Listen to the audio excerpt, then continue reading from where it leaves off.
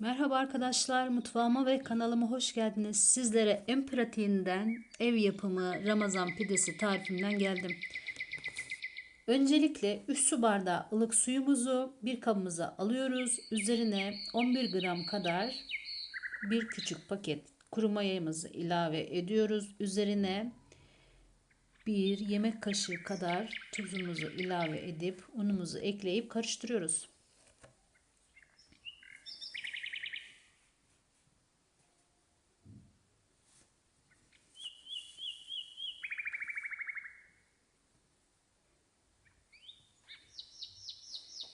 2 yemek kaşığı kadar şekerimizi de ilave edip unumuzla beraber karıştırıyoruz.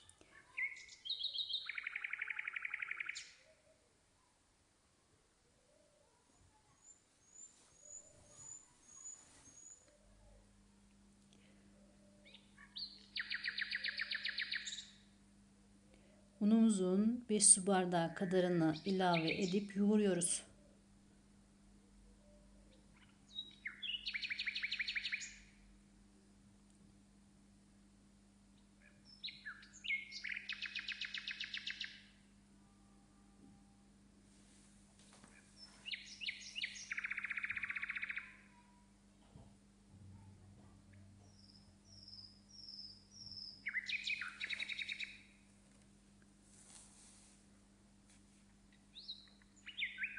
Dokuz su bardağı unumuza 3 su bardağı suyumuz az geldiği için 1 su bardağı ılık su daha ekliyoruz hamurumuza.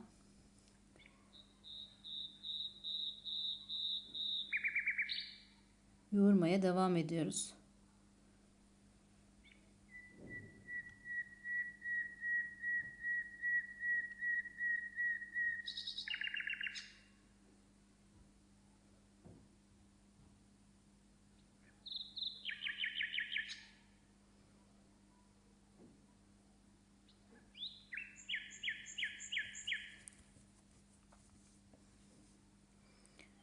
Unumuzun kalan kısmını da ekledikten sonra güzelce yoğurup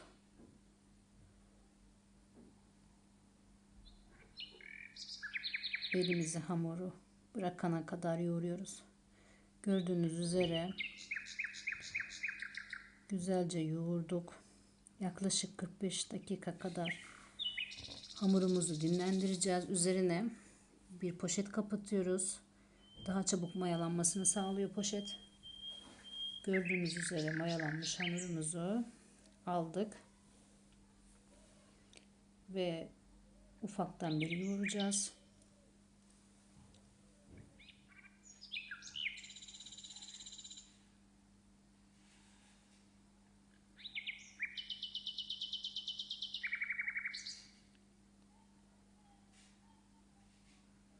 Ve bezelere ayıracağız hamurumuzu.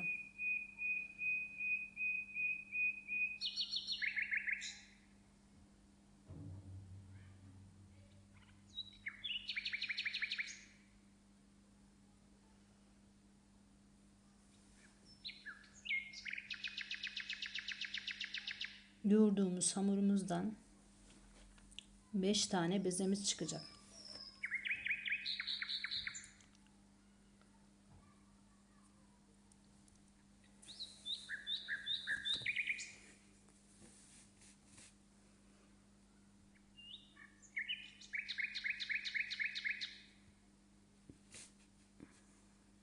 Şekil verdiğimiz bezelerimizi kenara alıyoruz.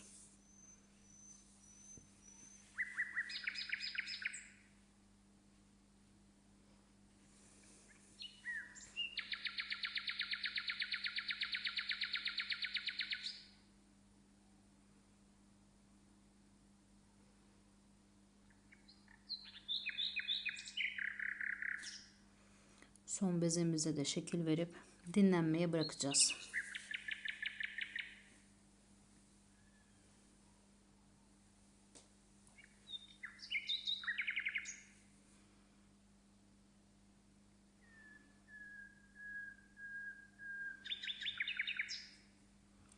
Dinlendirdiğimiz bezelere birazcık un serpiştiriyoruz ve parmak uçlarımızla içten dışa doğru hamurumuzu açıyoruz.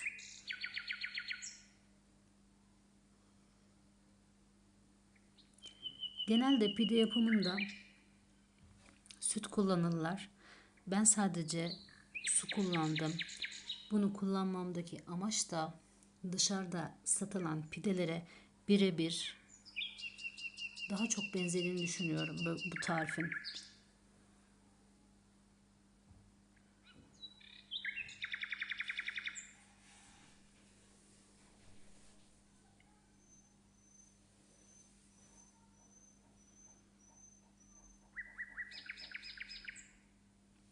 Parmak uçlarımla kenarlarını inceltiyorum.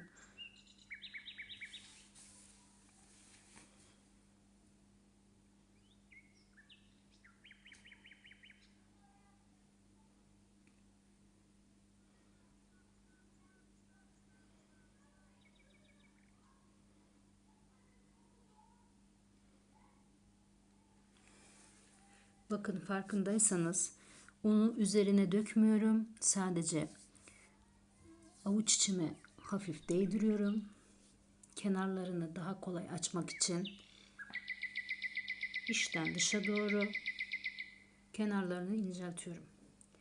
Oklavayla ya da merdaneyle açmamamın sebebi, el içiyle açtığımız zaman hamurlarımız daha puf puf olur.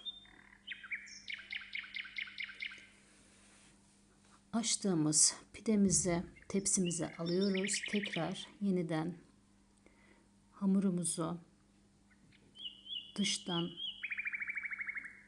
içe, içten dışa doğru parmak uçlarımızla açıyoruz.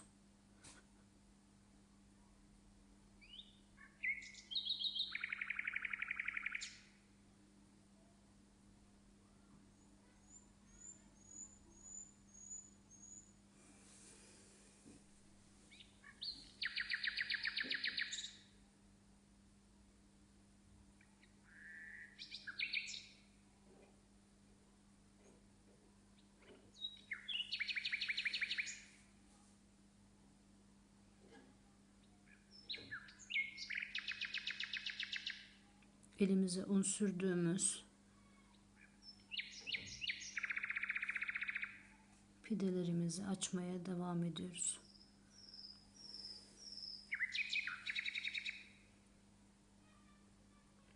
Açtığım diğer pideyi de tepsime alıyorum. Dinlenmeye bırakacağım. Yaklaşık 15 dakika kadar pidemi dinlendireceğim. Pide hamurumu.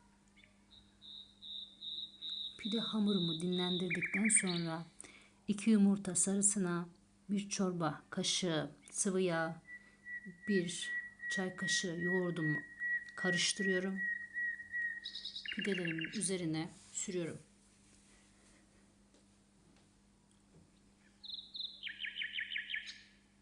Yumurtalı karışımdan pidelerimin üzerine sürüyorum. Parmak uçlarımla pideme şekil veriyorum.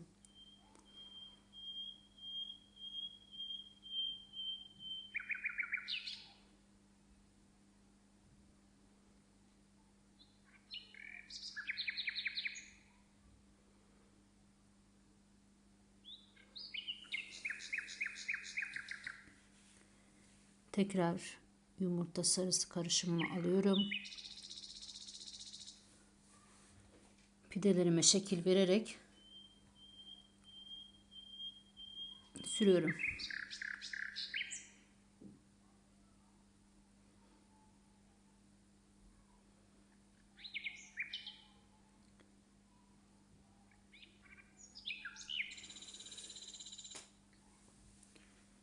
Üzerine çörek otu ve susam serptim. Pidelerimi 180 dereceli fırınımda önceden ısıtılmış, üzeri kızarana dek pişireceğim.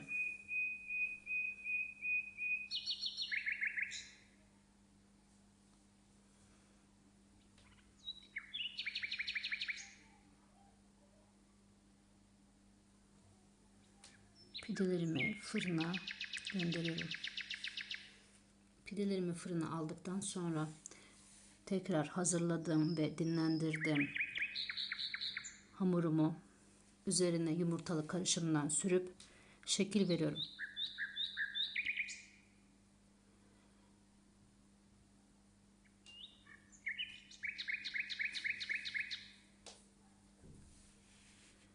Üzerine susam ve çörek otu serptim. Pidemi de fırına gönderiyorum. Yumuşacık, çok lezzetli pidelerim oldu. Şimdiden hazırlayacaklara afiyet olsun. Kesinlikle tavsiyemdir.